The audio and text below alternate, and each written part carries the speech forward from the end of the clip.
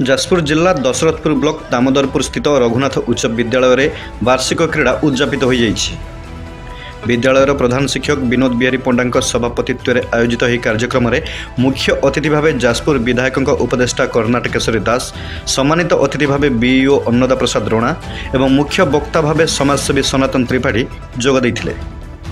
3 दिन धरी चलुथिबा एही क्रीड़ा प्रतियोगिता रे उत्तीर्ण समस्त छात्र छात्री को पुरस्कृत करा जाइथिला। मुझे शिशिर कुमार सतस्ती रघुनाथ उच्च विद्यालय शिक्षक थी, गेस्ट टीचर भाव रही। 3 दिन धरी ये जो उत्सव चली 9टा इवेंट थिला, पिला मानक बीच प्रतियोगिता होता एवं तार फल जो सर्टिफिकेट रे एवं कप रे से आज पिलाटी ग्रहण करी से निश्चित भाव में खुशी हम।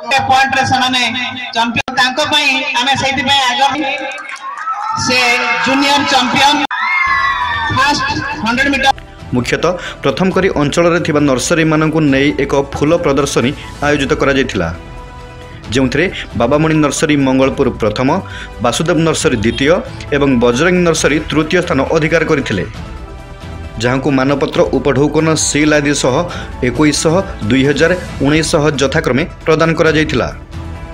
मो ना सुरेश चंद्र दास, मंगलपुर बाबामणि हॉर्टिकल्चर एंड नर्सरी। आम नर्सरी मानक डाकिक ये गोटे पुष्पमेला कर स्कूल समस्त दायित्व बुझुवा लोक जगदीश शंकर साहू लोकों भितर परिवेश को सुरक्षा रखा गछ बुर्च को सुरक्षा देवाई जो सचेतनता सृष्टि कर अशेष अशेष धन्यवाद।